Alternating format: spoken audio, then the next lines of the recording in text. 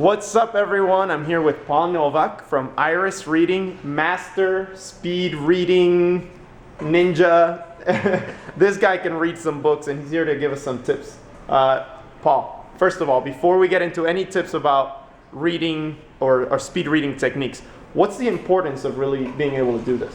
Well, one, just like everybody's bombarded by too much information versus 500 years, if you had one book, you'd be happy and just read it over and over again. Now it's like everybody's got access, many people have access to books, and we're overwhelmed. So being able to read faster, more efficiently, figuring out what's worth your time, what isn't, that's what we're trying to train people to, inhale information more efficiently.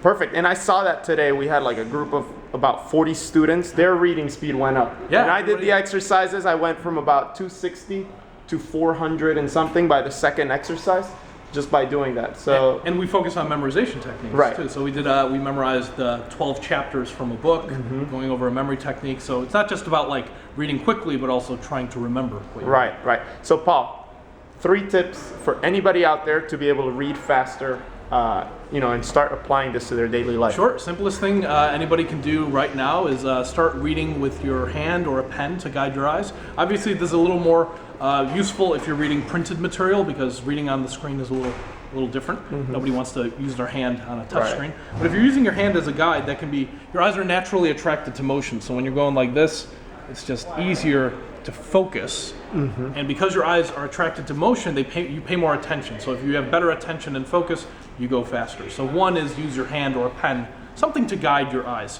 Number 2 is, if you're using your hand or pen, change up your reading speed. So on the first sentence of a paragraph, slow down a little bit.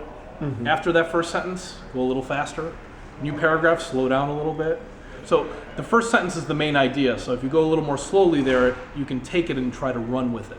So it's a very effective way of not just reading faster, but also comprehending the material as you're going along. So 1 was using your hand, 2 was changing up your reading speed, and 3, before you read anything, get familiar with it. So we call this a preview, but there's a variety of ways you could preview something. If you have a short 1-page article, maybe you read the first sentence of each paragraph, so you get all the main ideas. If you have a longer chapter that's like 20, 30 pages, maybe you read the introduction and the summary. Or you could even preview an entire book. Maybe every one of these chapters has a little summary at the end, and I read the summary of each chapter, or I read the introduction of each chapter. Either way, I'm getting a little preview or a taste of what's to come. And that's the same thing we do before we see like a movie in the theater. So to recap, use your hand, change up your reading speed, and preview or get familiar with what you're about to read before you actually read it. Amazing. Awesome. So you guys heard it. Start applying those techniques.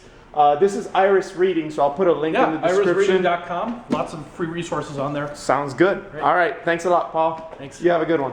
Take care. Awesome.